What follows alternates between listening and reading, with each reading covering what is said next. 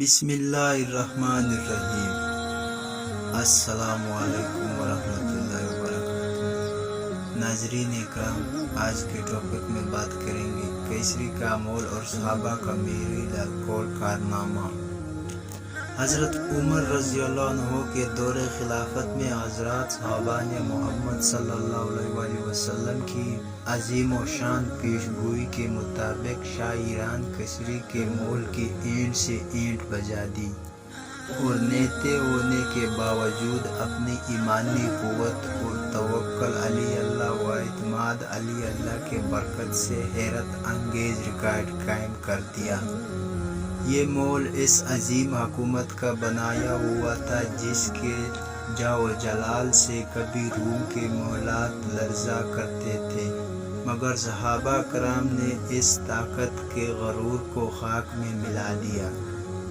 اس مول کی ایک دیوار اب تک باقی ہے اور بوسیدگی اور فرسودگی کے باوجود شان و شوکت کی ایک تصویر نظر آتی ہے،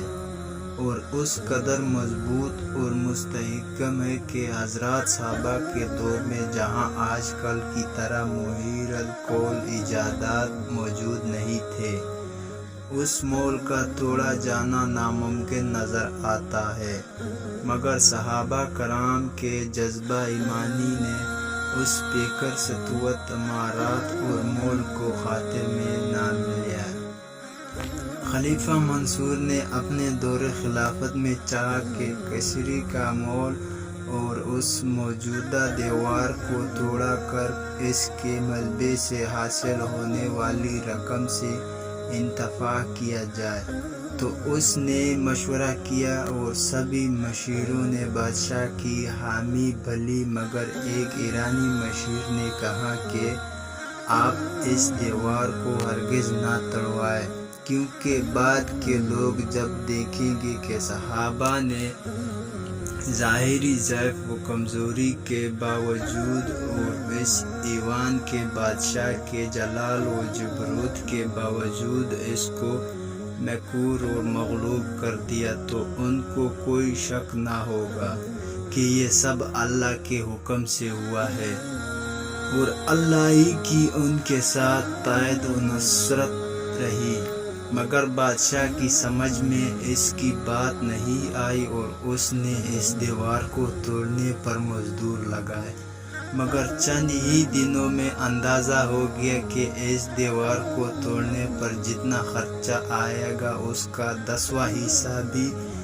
اس کی ملبے سے حاصل نہ ہوگا، کیونکہ وہ انتہائی مضبوط اور مستحکم ہے۔ اس لیے بادشاہ نے اس کام کو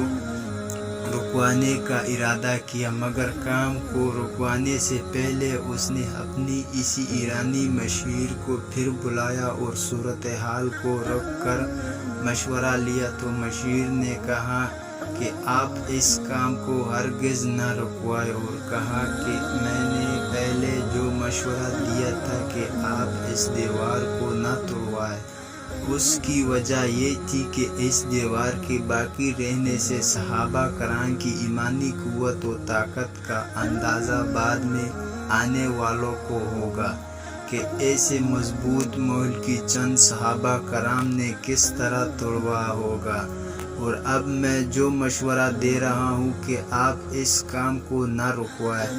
وہ اس لیے کہ کام شروع کر کے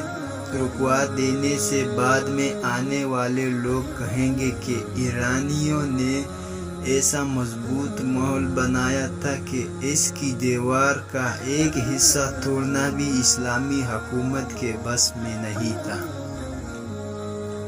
علامہ ابن خلدون نے مقدمے میں لکھا ہے کہ ایک بار ہارون رشید نے اس دیوار کو ڈھانے کا ارادہ کیا تھا اور اس پر مزدور لگائے، اور اس سلسلے میں کام بھی شروع ہو گیا، مگر لگے ہوئے مزدور اس کو ڈھانے سے عاجز آ گئے۔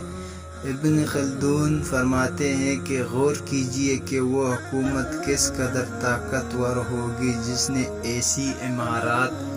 بنوائی جس کے ڈھانے سے دوسری حکومت عاجز آ گئی، حالانکہ بنانا دشوار ہے اور ڈھانا آسان ہے۔ सुभान अल्लाह। दोस्तों अगर वीडियो पसंद आए तो चैनल को